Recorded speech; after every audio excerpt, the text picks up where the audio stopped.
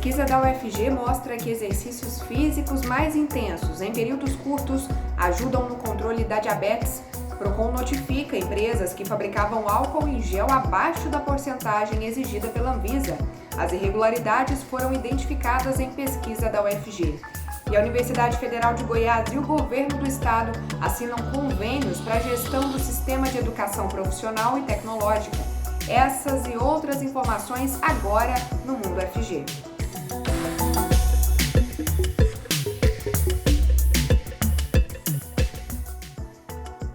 Uma das principais prescrições médicas para controle da diabetes é fazer exercício físico.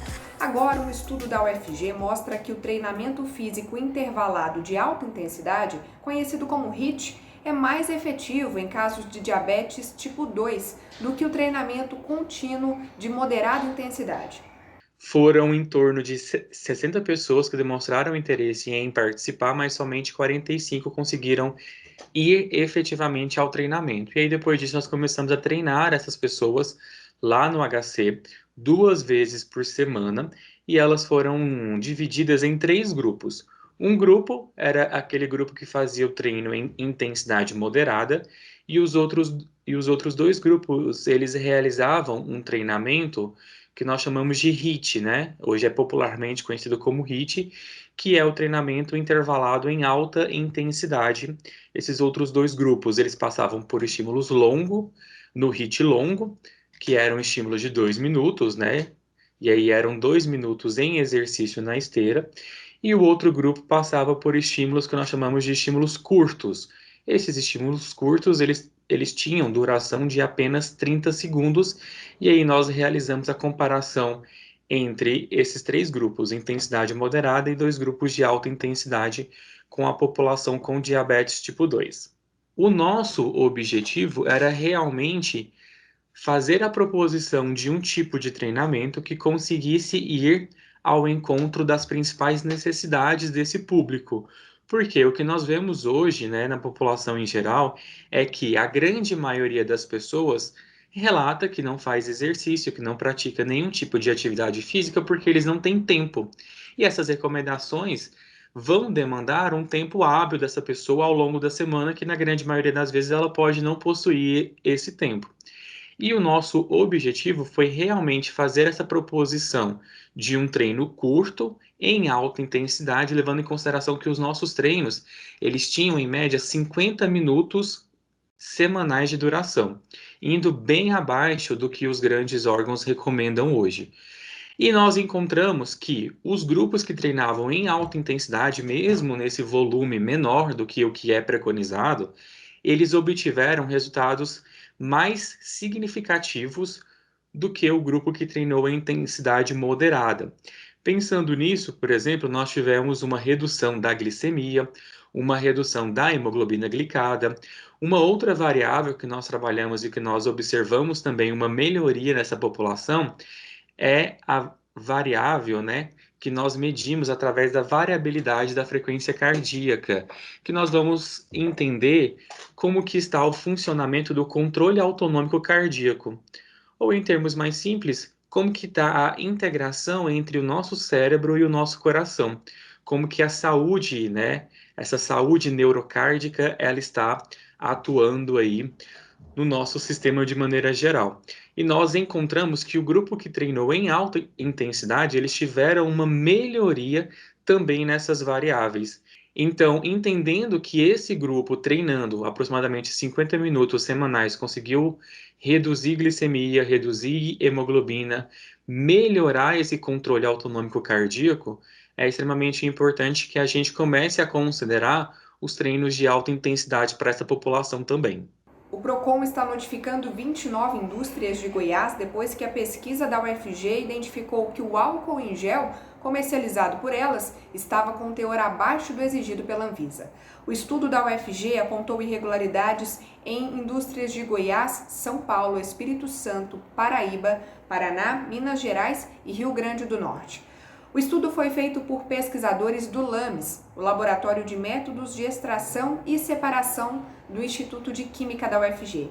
As marcas notificadas pelo Procon informavam na embalagem que o produto tinha 70% de álcool, mas a pesquisa identificou produtos bem abaixo disso, entre 30% e 40%. Nós já analisamos mais de 70 amostras. Quando nós divulgamos o trabalho, o número de amostras era 70, mas hoje nós já analisamos muito mais amostras. E a partir dessa análise, nós identificamos que várias delas estão em não conformidade com as especificações do mercado ou então com características para combate ao Covid. Isso significa para a população que parte do produto que está sendo adquirido talvez não esteja sendo adequado para combater o COVID da forma que se espera. Então, é necessário ter esse controle de qualidade, as agências de regulação precisam exercer essa função de controlar a qualidade desse produto, tendo em vista que ele é uma das poucas frentes de batalha ao contato, né, com o coronavírus. Então, ele causa proteção à sociedade e, por isso, o controle de qualidade dele precisa ser exercido. Segundo o Procon, as empresas podem pagar multa, que varia de R$ 642 a mais de R$ 10 milhões se não apresentarem explicações. Os cursos de graduação têm até domingo para inscrever os estudantes formandos no ENAD, o Exame Nacional de Desempenho de Estudantes deste ano de 2021. As provas estão marcadas para 14 de novembro. O objetivo do exame é analisar a evolução entre os alunos que estão no início da graduação e os concluintes e verificar se eles atendem aos conhecimentos específicos de cada área do saber. Só 43 mil estudantes se inscreveram no programa Passe Livre Estudantil até o momento. A procura tem sido baixa mesmo com a volta das aulas presenciais em muitas escolas da capital e o prazo para cadastramento termina dia 31. Para ter acesso à gratuidade das passagens no transporte público, os estudantes da região metropolitana de Goiânia precisam se cadastrar ou se recadastrar no site da Juventude de Goiás. Quem não cumprir o prazo deixa de ter direito aos créditos. Mundo FG vai para um intervalo bem rapidinho, a gente já volta.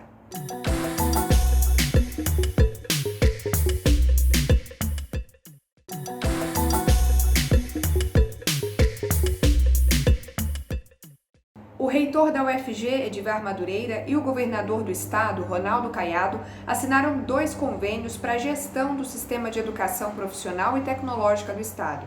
A universidade vai desenvolver o sistema de ensino profissional técnico de Goiás, nas chamadas Escolas do Futuro, que devem focar em 4 grandes áreas: ciência, tecnologia, engenharia e matemática.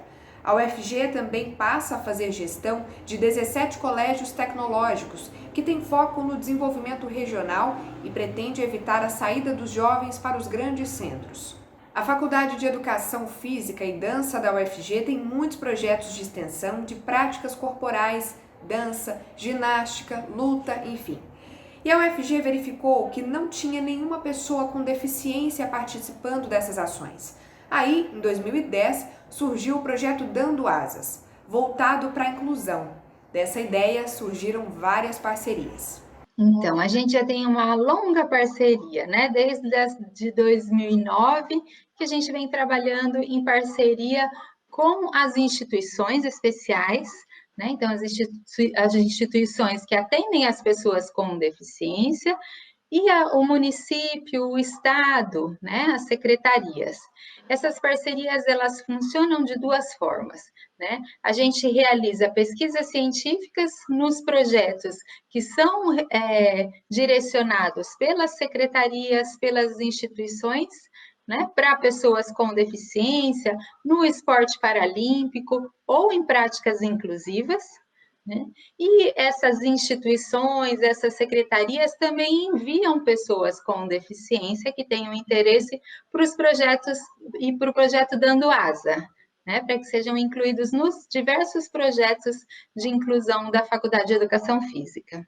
E quando a gente recebe a pessoa com deficiência, a gente faz uma conversa com ela, né, para verificar quais são as suas eficiências, não suas deficiências, a gente já sabe, né? A gente quer saber suas eficiências.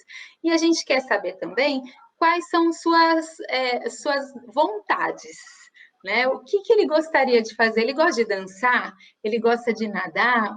Ele gosta de fazer lutas, né? Ou ele quer fazer musculação? Porque esse é um direcionamento importante que a gente faz com as demais pessoas da sociedade e que é direito da pessoa com deficiência também, né? Não ter só uma escolha de um esporte porque ela tem deficiência.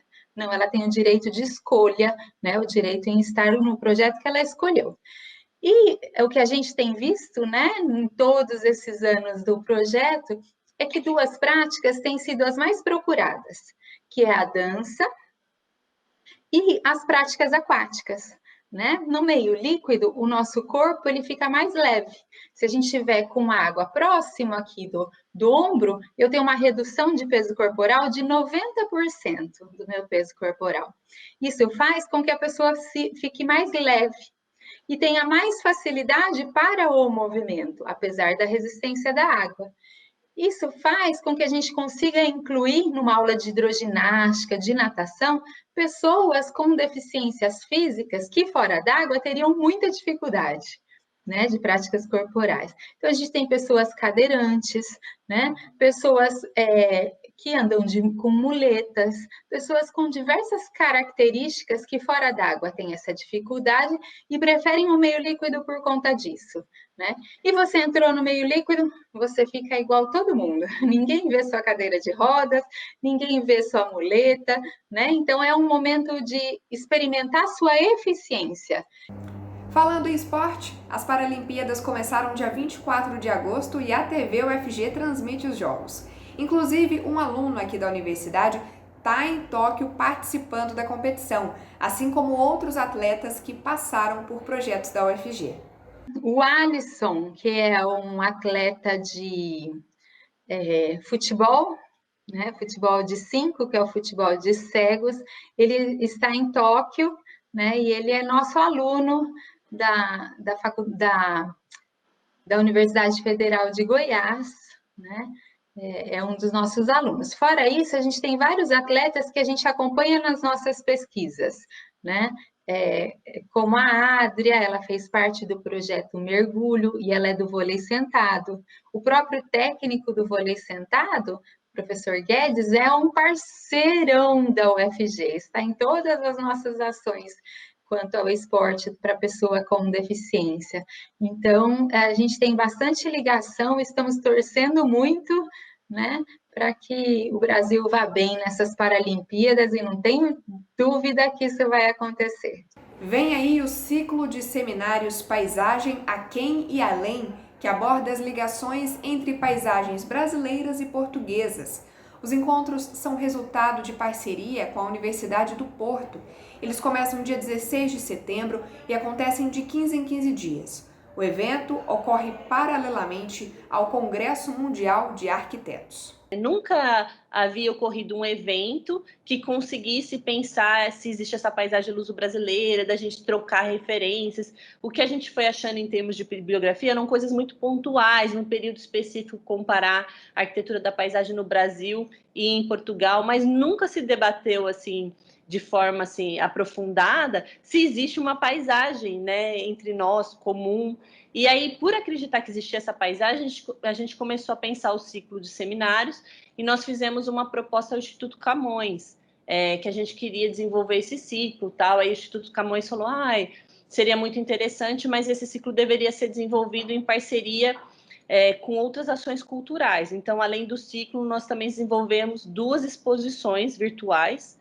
Uma vai ser sobre o Gonçalo Ribeiro Teles, que é uma das principais referências portuguesas em estudo da arquitetura da paisagem, já falecido, e outra vai ser sobre a nossa arquiteta da paisagem referência, Rosa Grenaclias, para homenageá-la, mas também trazendo uma outra perspectiva do trabalho dela, que nem sempre é muito explorada, que são as cidades do Norte e Salvador, do Nordeste, mostrando esses projetos que ela realizou na região Norte e Nordeste do Brasil.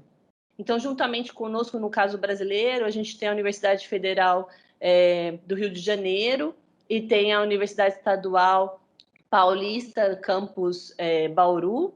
E lá em Portugal, a gente tem a Universidade de Lisboa e do Porto e de Évora. Então, a nossa intenção também é de promover encontros e também tentar... mesmo que o nosso objetivo é estudar a arquitetura da paisagem, né, tentar também promover um debate interdisciplinar, né, com vários agentes, né, com pessoas da área de história, da letras. Então, a gente está muito feliz, né, com esse encontro, com a possibilidade de trocar, né, fomentar o conhecimento sobre essas paisagens. O evento será transmitido pelo canal oficial da UFG no YouTube. Mais informações no site que aparece aqui na tela. Mais um intervalo rapidinho, mas não saia daí, porque na volta tem entrevista com Ângela Rorô.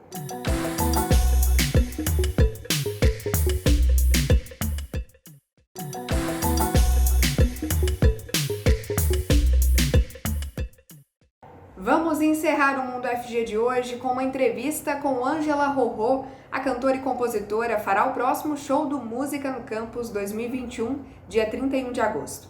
A apresentação celebra os 40 anos de trajetória artística de Ângela Rorô, que é compositora, instrumentista e cantora. Ser versátil é uma ferramenta de uso, não só no trabalho, como na vida, no dia a dia. Porque se você se limita muito a uma coisa, você se limita a tudo. Então, eu acho que eu fui abençoada de conseguir levar bolero, blues, samba, ao rock e assim por diante. Porque eu sou esse buquê de diversas flores mesmo. A minha inspiração sempre, ultimamente, desde o primeiro acorde que eu fiz, desde a primeira letra que eu fabriquei, é sempre na vida. Mesmo que não seja autobiográfico, eu estou sempre pensando em amor, eu estou sempre pensando nas partes engraçadas das relações humanas. É isso tudo que me inspira. E eu acho que eu vou continuar sempre sendo inspirada por quem me dá a inspiração para viver, que é a própria vida, que são as pessoas. Porque a raça humana é difícil, mas é adorável também. E eu amo ser humana e eu amo o ser humano. O ser humano e a vida são minhas inspirações. Para qualquer artista é importante, seja o teatro, cinema, seja a música, seja a literatura, que sua obra tenha continuidade, né? Especialmente eu ainda viva, e se Deus quiser por muito tempo, acompanhar esse trajeto da minha musiquinha, né? Através de tantas gerações. Eu me sinto extremamente lisonjeada de estar presente com o meu passado e sempre mirando para o meu futuro, que é o futuro de vocês, e eu desejo contribuir humildemente com a minha música o melhor para a vida de vocês todos. Ângela comentou ainda sobre o impacto da pandemia para a cultura brasileira. Bom, a profissão das artes foi a mais detonada, foi a mais prejudicada de todas, sem dúvida alguma. Entre técnicos, auxiliares de palco, casas de espetáculo e, especialmente, nós artistas, seja do teatro, seja especialmente do teatro, de cena aberta e da música. A gente foi muito prejudicado financeiramente. Mas com fé no nosso trabalho e fazendo as coisinhas certinhas para a saúde, tomando a vacina, respeitando as leis de saúde mundial. Isso não é para brincar, isso não tem nada a ver com política, isso tem a ver com a vida. Se a gente levar adiante uma união, a gente vai conseguir superar. Mas vai ser difícil, está sendo difícil, não posso negar. Então, evoé ao povo todo do palco, evoé ao povo da música, evoé a quem ajuda na técnica a gente a trabalhar. O show de Ângela Rorô para o Música no Campus 2021 acontece na próxima terça-feira, 31 de agosto, às 9 da noite. A transmissão é aqui na TV UFG, no canal oficial da UFG no YouTube, na Rádio Universitária e na página radio.fg.br. Eu acho que esse projeto da Música no Campus é fantástico. Parabéns, Goiás. Parabéns, Goiás. Cada vez mais universidades, cada vez mais faculdades, cursos, cultura, educação. Cada vez mais dando chance de nós, artistas, levarmos com o coração aberto, de ternura, carinho, a nossa obra, para que seja de diversão e de algum alívio e de alguma alegria para vocês. Eu adorei participar, estou adorando participar da música no campus. Eu estou me sentindo mais uma estudante, né, nesse campus maravilhoso. Eu desejo tudo de bom para vocês. Muito obrigada pela companhia. O Mundo FG vai ficando por aqui. Até amanhã.